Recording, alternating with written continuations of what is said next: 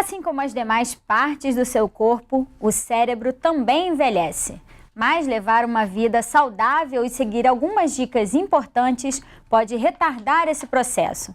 Para mostrar como é possível prevenir o envelhecimento precoce do cérebro, o Parlamento com Deus de hoje recebe o Dr. Álvaro Afonso, que é endocrinologista e neurocientista, a psicóloga Eni Peniche e a deputada Graça Pereira. Muito obrigada pela participação de todos. Doutor Álvaro, queria saber do senhor que fatores podem acelerar esse processo de envelhecimento do cérebro e que sintomas a gente pode perceber como demonstrativos mais claros desse envelhecimento? Excelente pergunta. Muito obrigado pela oportunidade de estar aqui, que eu acompanho os programas que vocês realizam e achei que seria muito importante eu passar essas informações que eu pretendo passar. E também dizer que tudo que eu falar não é absolutamente nenhuma opinião própria, nem achismo.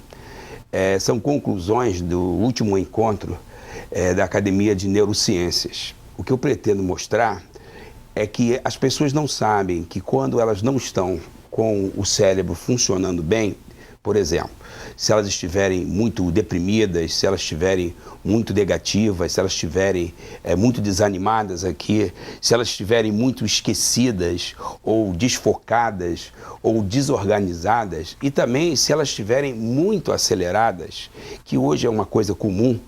A pessoa que está muito acelerada, ela não percebe que ela está desequilibrada. Eu até tenho na minha agenda escrito para eu me lembrar todo dia que uma mente muito agitada é uma mente insana.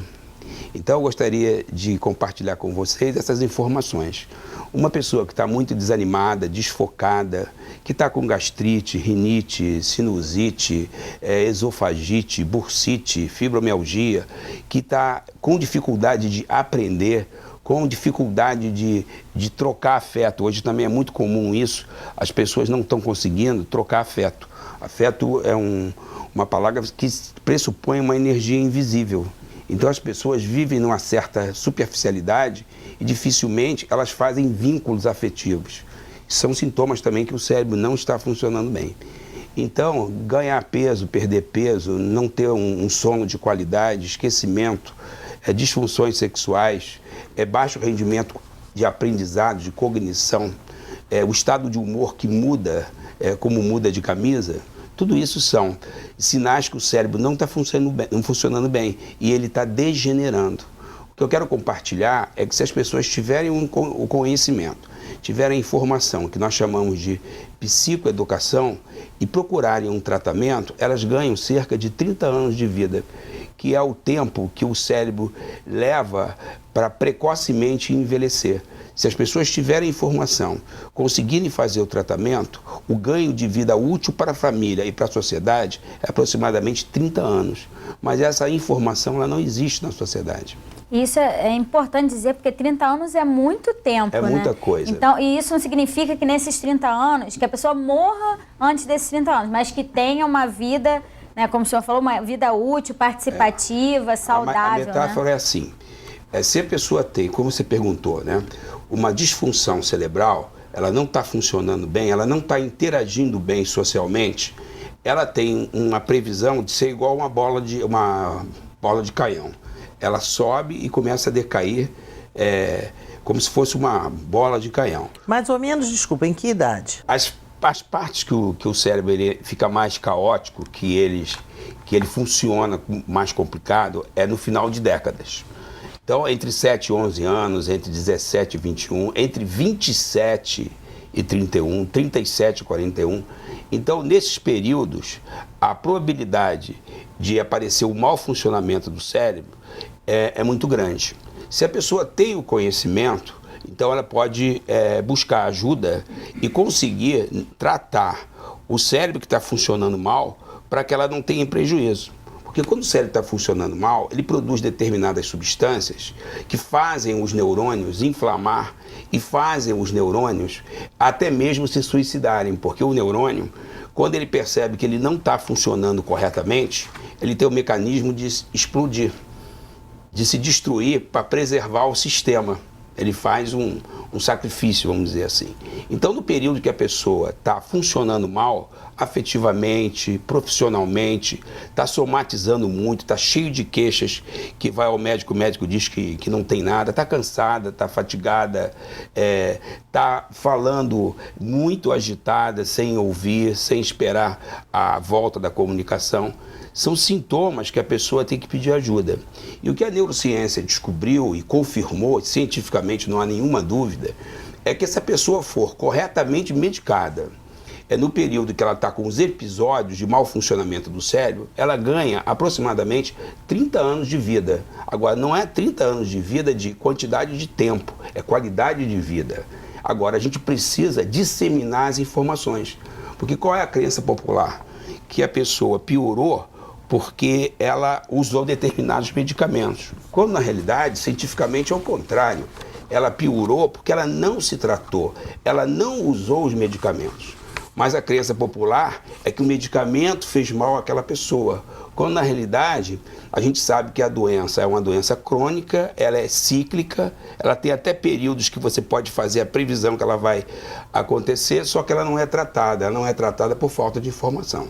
Nós mesmos, os médicos, não podemos ficar atualizados, porque a medicina, ela muda, ela dobra de conhecimento a cada 60 dias. Então, o que foi acumulado em 10 mil anos, dobra a cada 60 dias. Então, o que eu estou trazendo aqui é uma coisa que eu gostaria que fosse divulgada, que as pessoas entendessem que quando alguém evoluiu mal, não foi por causa do medicamento, foi por causa que a doença não foi tratada. E normalmente, quando não trata a doença, tem as coisas que vêm no lugar do tratamento, como maconha, cocaína, álcool, comida. Mas isso por conta de depressão?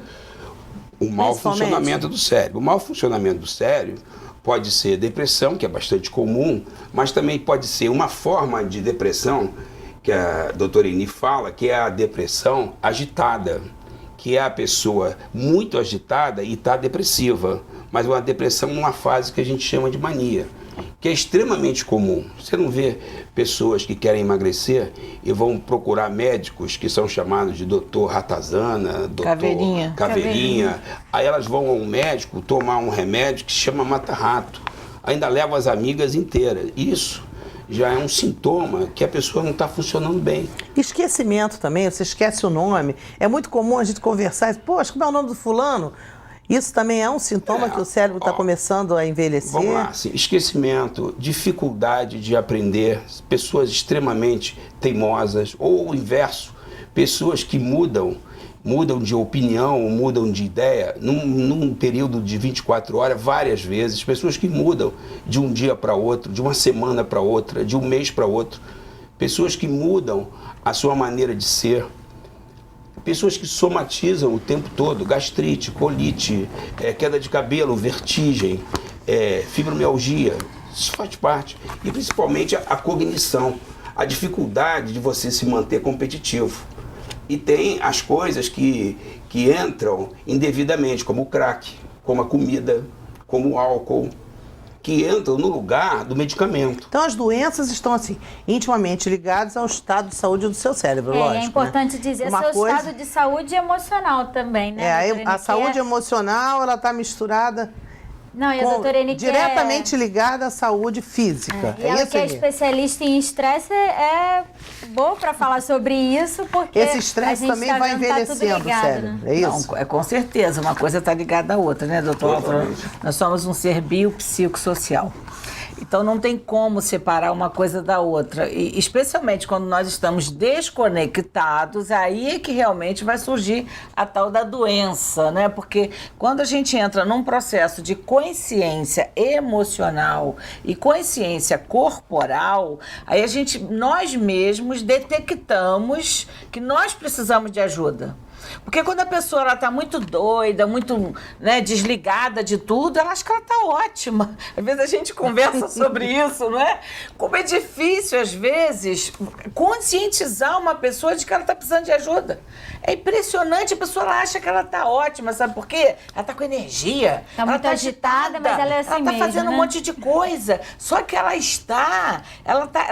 tá num processo de autofagia, ou seja, ela tá se consumindo, ela tá se matando dia após dia e ela não percebe isso. Por quê? Ela acha que ela tá produzindo muito. Mas que produção é essa? Não é? Ela tá se gastando, ela tá se consumindo. E tem toda uma história. Por quê? Essa questão do estresse.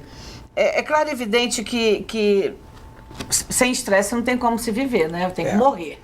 Estresse Só até uma o mola, né? Não é nem uma Faz parte. doença. É uma mola propulsora para você fazer as Lógico, coisas, né? mas- Por isso você tem o estresse. Aí, só acrescentar, a palavra estresse, ela mudou. Hoje a gente não fala mais em estresse, porque o estresse hoje ele faz parte da vida. Lógico. Hoje, o certo, inclusive o médico que levantou essa teoria, que está totalmente confirmada, ele chama de ruptura da alostase. Aí esquece o palavra Como é que é o nome? ruptura. Alostase. Ruptura, quebra da alostase significa a quebra da inteligência do cérebro, inteligência da vida. Ou seja, como a doutora falou, o cérebro ele foi feito para a pessoa conectar afetos, interagir e ter ciclos de alta e baixa, mas dentro de um padrão. Dentro de uma normalidade, né? Mas não uma oscilação acompanhada de mal interação social. Então, a palavra hoje chama ruptura da alostase, porque foi o cientista que reestudou a parte de estresse, que no fundo é o estresse com outro nome. E essa ruptura significa a quebra da inteligência. Por exemplo, eu saber qual é a hora de falar e qual é a hora de ouvir.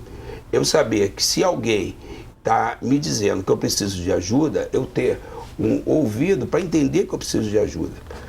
Hoje a gente sabe que quando uma pessoa está funcionando e você percebe que ela está funcionando no futuro com muitas imagens, você ouvindo a pessoa falar, você vê que ela está no futuro com muitas imagens, você já sabe que o cérebro está com problema. Ela está com processo altíssimo, de uma ansiedade. Isso é uma coisa Ela recente. precisa trabalhar, mas ela precisa Altíssimo. descansar, né? Porque tem gente que acha que só precisa Isso é uma Parece que a trabalhar. cabeça não essa para informação, nunca, né? essa informação, ela vai mudar totalmente a psicologia. Então toda aquela psicologia do Freud baseada em descrição de experiências, vai tudo por espaço. Por quê? Que já tá Se você bem, perguntar hoje, já você tá sabe bem, direitinho. Se né? perceber que a pessoa está numa aceleração muito grande e aquilo ali são imagens, imagens, imagens, você já sabe que tem um desequilíbrio para mais.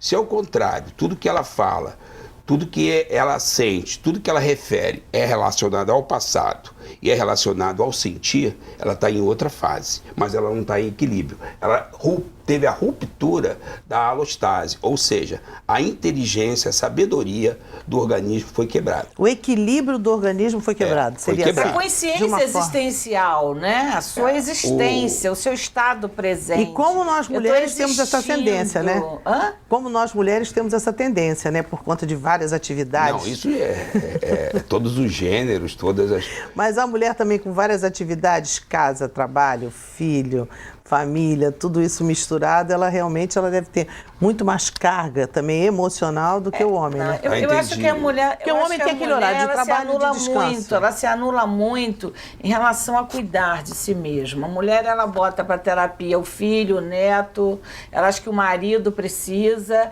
e ela não precisa se reequilibrar, ela acha que ela tá bem, ela tá dando conta e quando vê, ela somatizou, aparece aí com um estágio alto, né, de uma doença e qualquer coisa, aí resiste ao medicamento porque vai ter efeito colateral. Nós temos uma luta imensa, né?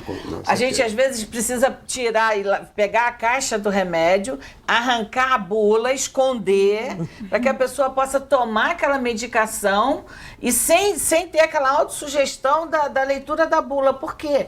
Porque é uma resistência. Nós temos uma cultura que é uma coisa impressionante. As pessoas têm um pavor de tomar um remédio. Eu costumo falar assim, remédio só faz mal para quem não precisa dele. Não. E ponto. Remédio só faz mal para quem não precisa dele. Quem acabou. precisa tem que tomar, Quem né? precisa não vai fazer mal o remédio, É a pra te medicação. ajudar, né? Então, Essa última... São duas coisas que até eu gostaria de deixar bem assim claro. Por exemplo, se você percebe que a pessoa está trabalhando numa velocidade muito grande e não consegue compreender, já existe um desequilíbrio. Por exemplo, a pessoa chega e no consultório diz assim: doutor, o senhor não me conhece. Eu sou pior que um cachorro chupando manga. Aí você já para e imagina um cachorro chupando manga e vê que a pessoa fala aquilo com o maior orgulho. Então, se ela se orgulha de ser um cachorro chupando manga, as relações dela estão todas afetadas. Porque quem é que vai se relacionar bem com um cachorro chupando manga? Ela Meio sabe que ela é uma complicado. pessoa difícil. Então, pelas imagens que Ela já sabe que ele é difícil. no pelas caso. imagens que ela colocou, você já tem um diagnóstico que aquele cérebro não está funcionando perfeito. Aí você pergunta: e que tal você voltar na próxima consulta mais feliz do que pinto no lixo? Já viu o pinto no lixo, como ele está feliz? Ele não precisa ter muita coisa para ele ficar feliz. Ah, doutor, é possível? Eu falei: é possível, se você aceitar a medicação. Aí veio o problema que a doutora fala. Normalmente, em neurociência hoje, quando você vai medicar um cérebro que está alterado, você tem que usar pelo menos 3 ou 4